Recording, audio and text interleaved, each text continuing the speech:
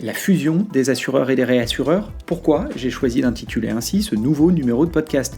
Tout d'abord, cela fait écho à un article paru récemment dans Les Échos, article qui rappelait le lancement par le mutualiste Massif d'une activité de réassurance, logiquement dénommée M-Réassurance.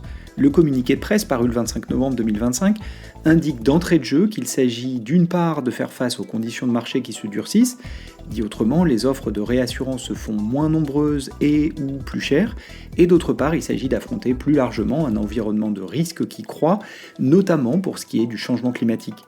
Ce véhicule, doté d'une capacité de 230 millions d'euros, n'est pas sans rappeler des initiatives similaires où des acteurs de l'assurance lancent leur propre branche de réassurance. Je pense notamment à Cardif, qui annonçait en mars 2024 l'obtention d'un agrément de réassurance pour mieux mutualiser ses propres risques et offrir de la réassurance à ses partenaires. Le lancement de Cardif Ré répondait notamment, et là encore, au durcissement du marché. En tout cas, c'était l'argument principal mis en avant par les équipes de direction. Et au-delà de ces initiatives internes, la frontière entre les assureurs et les réassureurs me semble devenir plus fine, et ce mouvement ne date pas d'hier.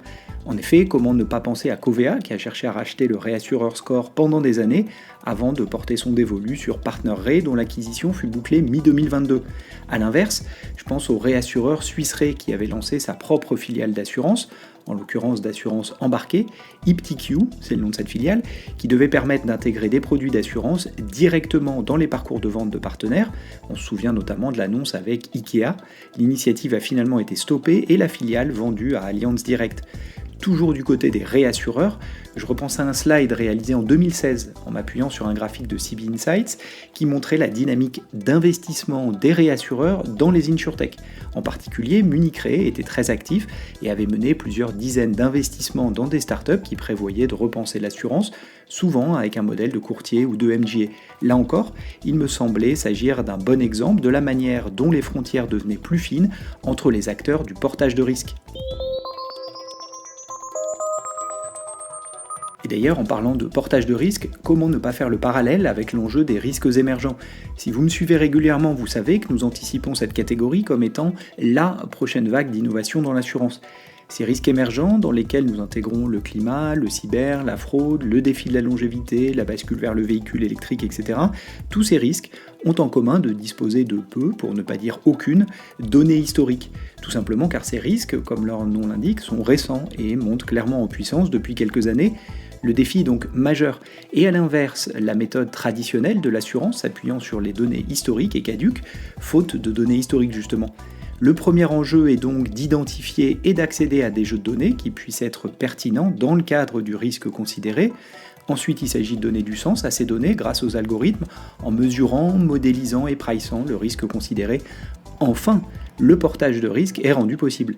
Mais dans cette chaîne de valeur que je viens de décrire, il me semble que les startups et les acteurs technologiques, plus largement, sont particulièrement pertinents pour les étapes 1 et 2, plus pertinents que les acteurs traditionnels de l'assurance ou à minima, à même de rivaliser avec eux, tant la manière d'appréhender ces sujets relève plus de la data science que de l'actuariat. Alors pour les acteurs de l'assurance, il ne reste plus que la troisième section de cette chaîne de valeur, le portage de risque. C'est là que la rivalité entre les assureurs et les réassureurs prend tout son sens, car l'un comme l'autre peuvent le prétendre. Et vu de l'extérieur, d'aucuns pourraient considérer que deux acteurs sur une seule section de la chaîne de valeur, le portage de risque, c'est trop. Ce contexte de risques émergents me semble donc être particulièrement propice à l'effacement de la frontière entre les assureurs et les réassureurs. Et d'ailleurs, les initiatives récentes évoquées précédemment font souvent référence à la montée en puissance de nouveaux risques, notamment dans la catégorie des risques climatiques. Cela confirme, il me semble, l'opportunité que cela représente de repenser la chaîne de valeur.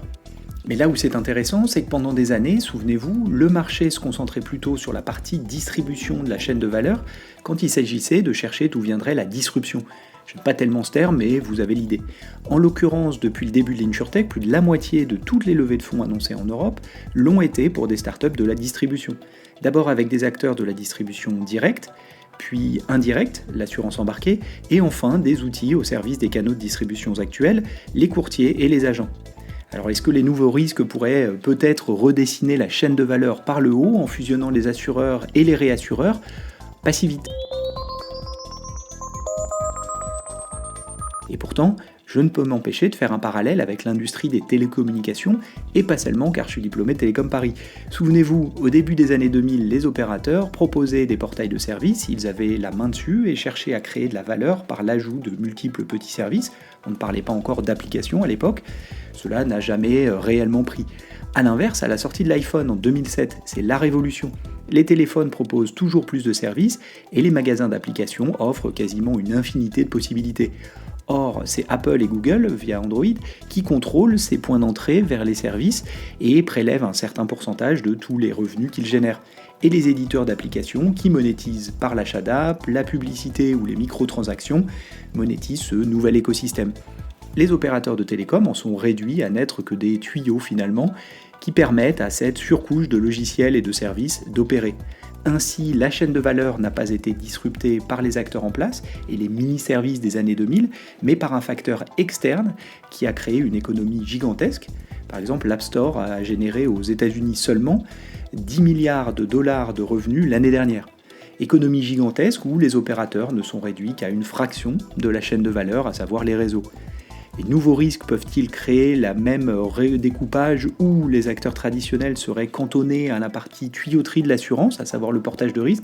C'est une question, et je grossis volontairement le trait, mais il me semble que les initiatives récentes des assureurs dans la réassurance et plus largement le rapprochement de plus en plus marqué entre assureurs et réassureurs, ceci illustre bien cette tendance et pourrait être les prémices à une reconfiguration de la chaîne de valeur par le haut. Pour aller plus loin, je vous propose de réécouter un précédent épisode du podcast dans lequel j'évoquais la manière dont l'innovation dans l'assurance pouvait se faire au niveau des produits. Cela résonnait en effet avec la notion de risques émergents évoquée ci-dessus, d'autant que l'innovation produit soulève un défi important au niveau du portage de risque justement.